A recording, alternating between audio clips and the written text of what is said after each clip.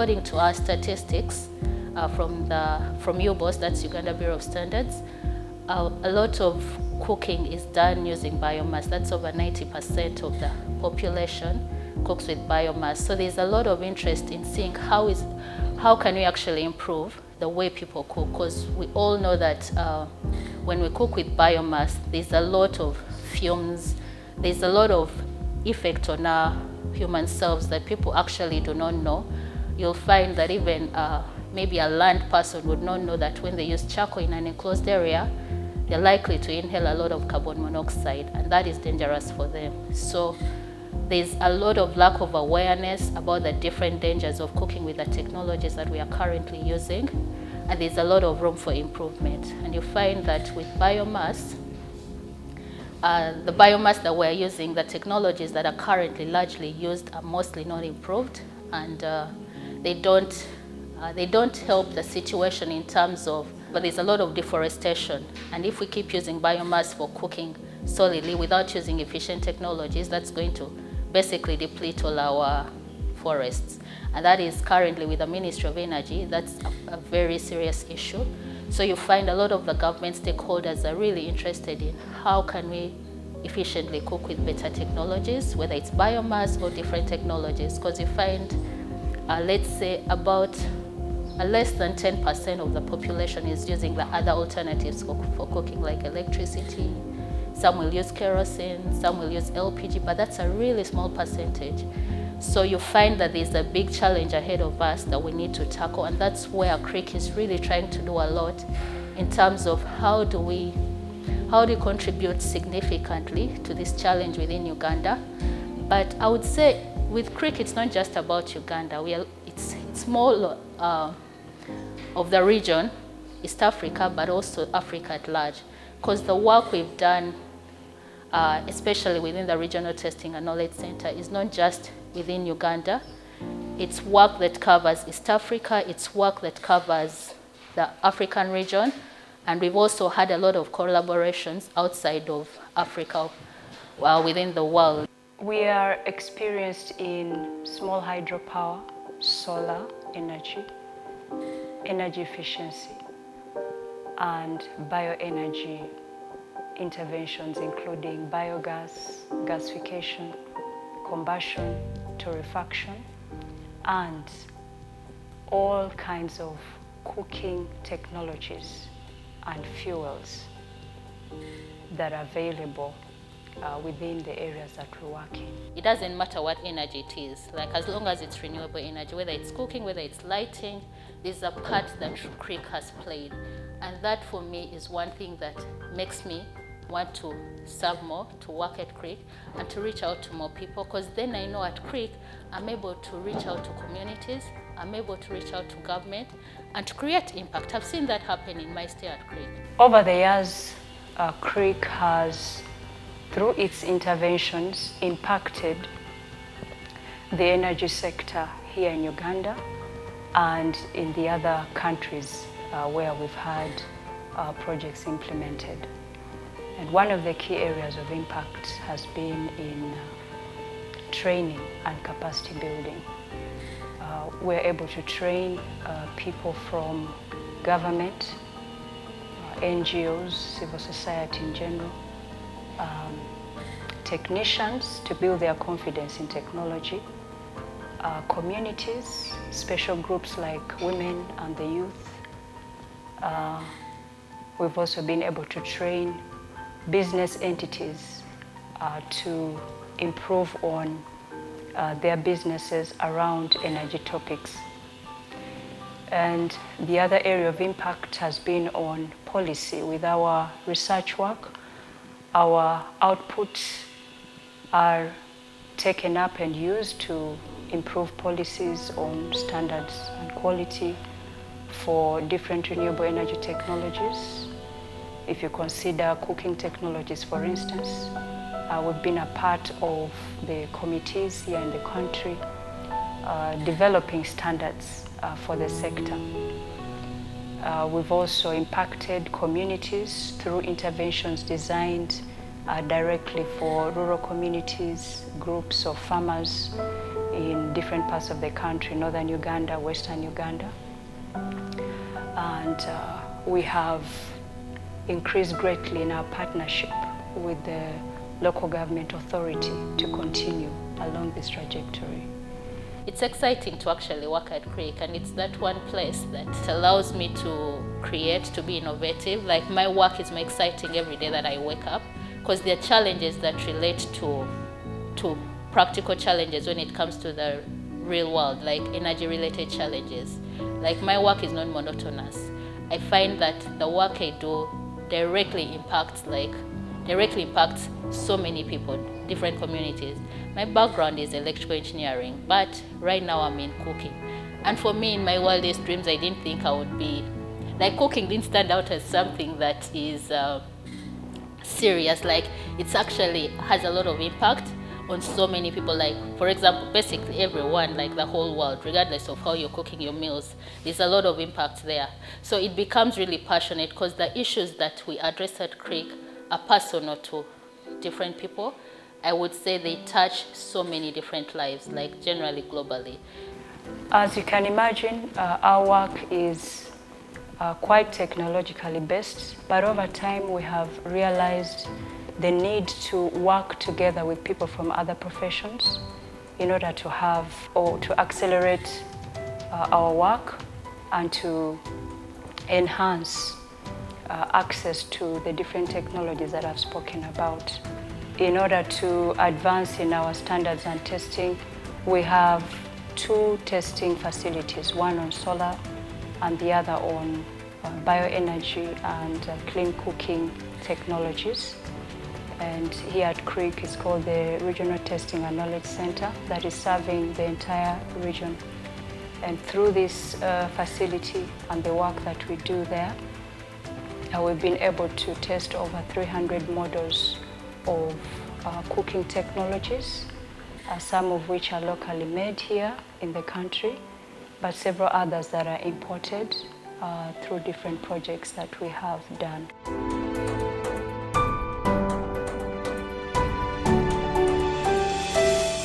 This is our emissions laboratory for the Regional Testing and Knowledge Center. It's a complete setup. We have the duct system, we have the hood there. So basically what we do here is to measure emissions for the cook stoves to determine their performance in terms of CO, particulate matter. So if we want to test the stove completely, we'll bring it to this lab.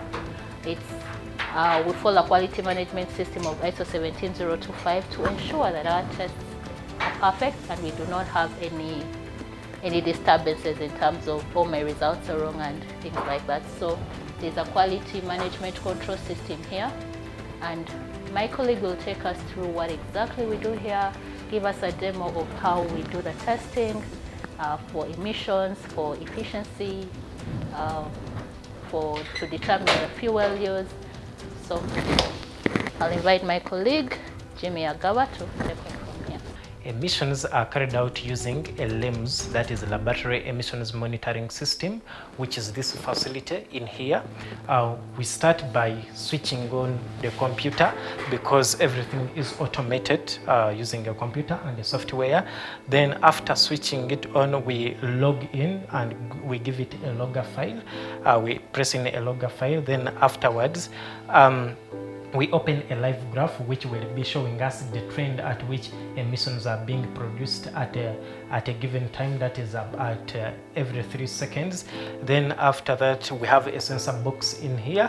This sensor box helps us to monitor the carbon monoxide and carbon dioxide levels which are being produced at a particular time as the stove is being run.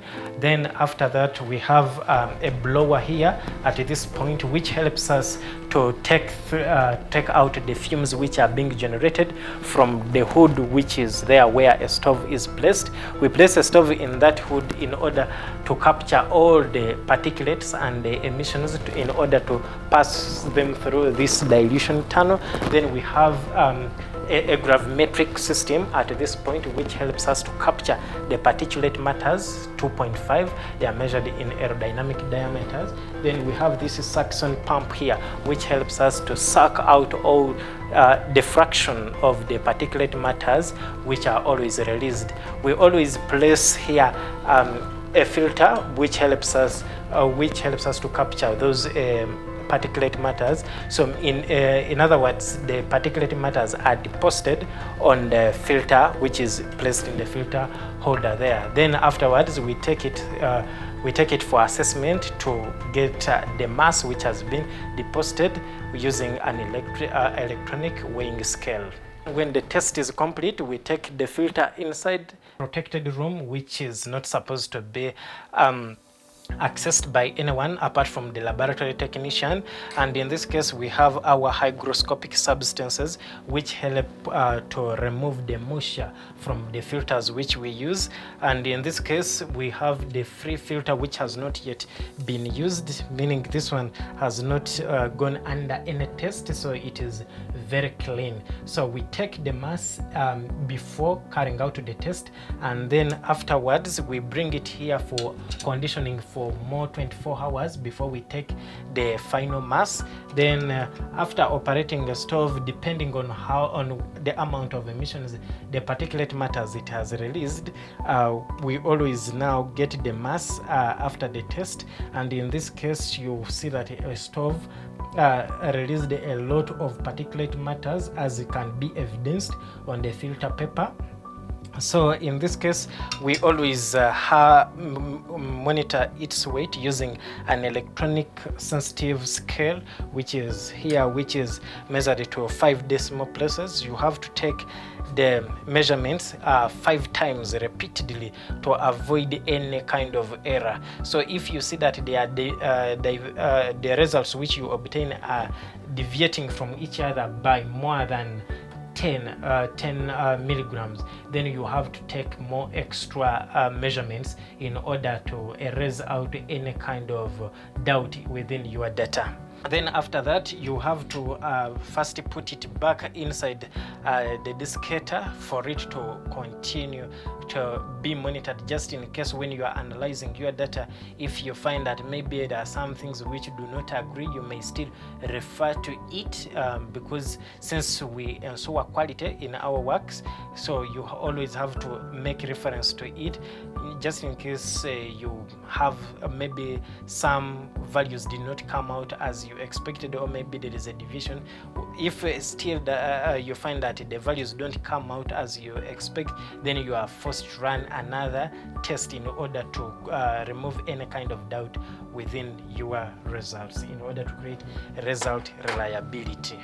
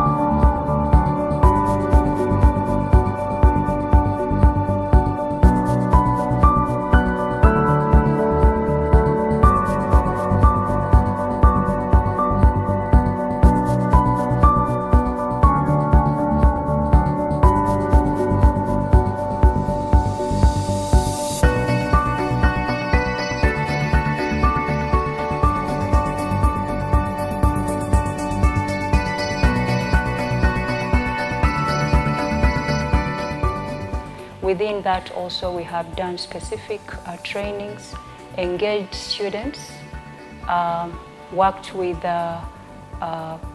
professors in different universities, and interested internship for students to build capacity of the young people here.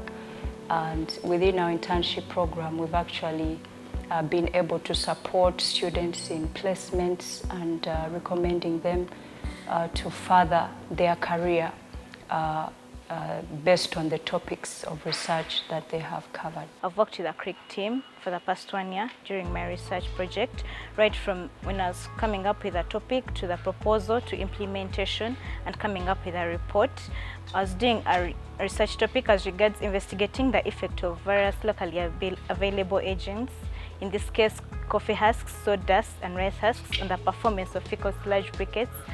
I did my carbonization at the CREEC lab. I tried out 3 various techniques: the gasifier stove, the incinerator, which both didn't work, and I was advised to use the institutional stove because it could accommodate a larger quantity of feedstock and carbonize the material at a faster rate. From carbonization, I had to come and start the briquetting process, and I was advised on the mix ratios to use, the kind of binder to use. I carbonized using a piston press machine, and later I had to test my briquettes using the water boiling test, and in all this I've worked together with a CREEC team. CREEC has helped me throughout my project in that they had most of the things I needed for my research, from carbonization to making the briquettes to testing them. They had most of the equipment that I needed, and the advantage was that I didn't have to pay for all this since I was a student, so I'd advise more students to come and do research here. The team at CREEC is very supportive. When I couldn't do some things like split firewood, carry it, light it up, they came in handy and helped me without a pay. During carbonization, I first tried using the incinerator, which didn't work out quite well because every time I would try to light it up, the fire would go off quickly, which would take a longer time for me to carbonize. I was then advised to use the forced draft gasifier stove. This one worked quite well for me, however, it had a very small diameter and therefore I would take a longer time to carbonize, yet I was time barred during my project. This is when I switched to the improved institutional stove that could accommodate more feedstock and burn it at a faster rate.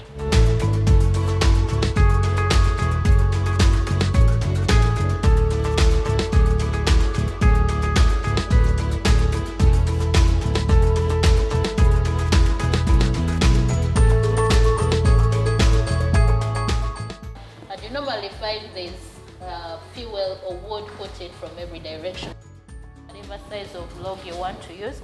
But this is the, let's say, the tradition baseline stove, we would say, and that's for firewood. So here we have an example of a traditional stove that's commonly used in Uganda, a traditional stove that uses charcoal.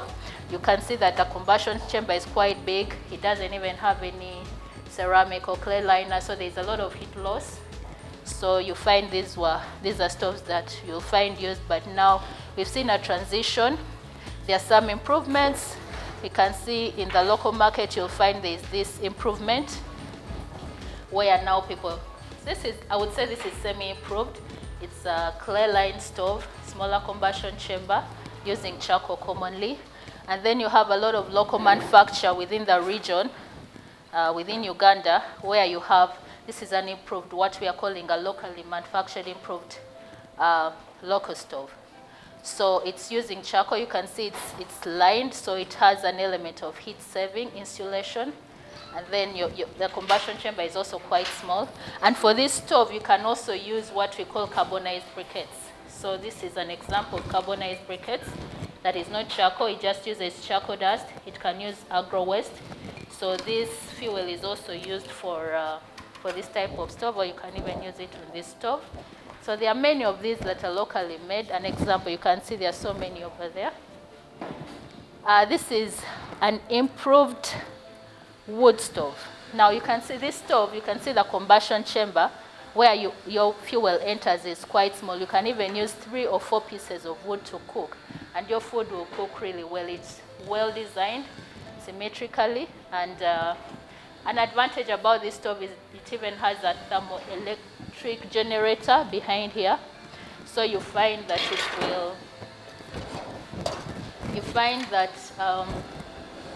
as it cooks, it also generates electricity, and that electricity can be used to charge a phone and light a bulb. Then another advancement in the technology for cooking, this is what you call a gasifier stove, and this type of stove is a forced draft stove. it uses the support of a solar panel to drive a fan that helps the stove to improve in terms of combustion, or you can even use electricity. And this kind of stove can burn tiny fuel as small as this. These are eucalyptus pellets. It burns really cleanly. It can use fecal sludge briquettes. These are, fecal sludge pellets. These are made out of fecal sludge. You can use maize cobs for this. You can actually put them in here and they will really burn and cook well. You're able to use this kind of briquette, which is non-carbonized. So as long as it's small pieces, put it in here, it will cook. You can use smaller wood chips and then it will cook. So it's quite a versatile stove, though it also comes at it's a bit expensive.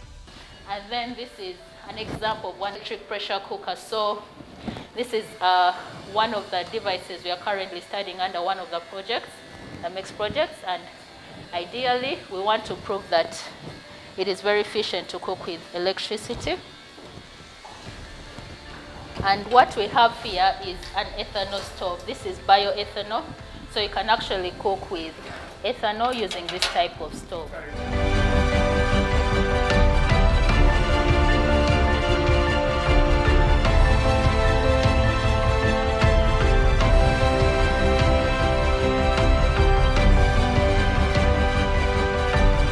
This is basically another type of carbonized briquette, but with the honeycomb type. And these are commonly used in this type of stove. These are commonly used in poultry houses because it burns for a longer period of time. So you put it in there and 5-7 hours it's burning and you don't have to change a lot. So these are examples of different fuels. We have sawdust, different waste byproducts that can actually be used to carbonize and produce briquettes. You can use them carbonized or they can be uncarbonized. So this is sawdust. We have groundnut husks, and these have all been tried. Coffee husks can be carbonized to actually produce fuels. Rice husks can be carbonized as well. Then an interesting thing here is what we are calling the volcanic rocks. The volcanic rock, you put it with charcoal, so they have an element where this help in terms of saving on the charcoal used. So you can even use char dust to basically cook with this. And then these are eggshell stones. This is another innovation happening.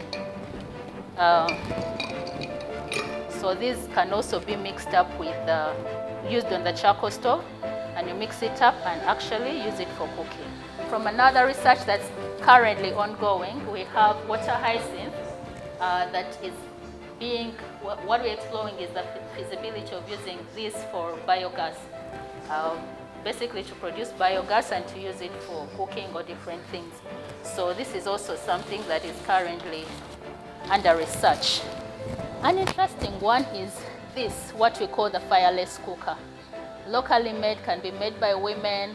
You've cooked, say, your rice on the charcoal stove or whatever device you're using for a few minutes, not to cook it to get ready. Let's say cook it for 10 minutes. Then after that, get it and put it inside here and leave it for maybe another 30-40 minutes, and you'll find that it's ready after some time. So you're basically using less fuel, and this thing does the rest of the work. So it has a lot of insulation in there. So it's kind of just basically heat retention. Different staple foods, if you consider cooking, for instance. How you prepare millet bread is quite different from how you prepare steamed matoke. The energy needs are different, the effort on the technology is different.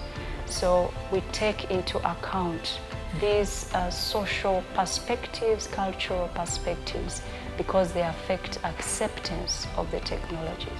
So the human factors are many. They are difficult to measure. However, we have some models on how to predict better and put them into account as we do our designs. After we've picked this primary data, we can then say that the systems that we've designed will live for their design life. They are socially acceptable, they are environmentally acceptable, they are technically acceptable, and they are economically acceptable. And those are attributes of a sustainable energy system.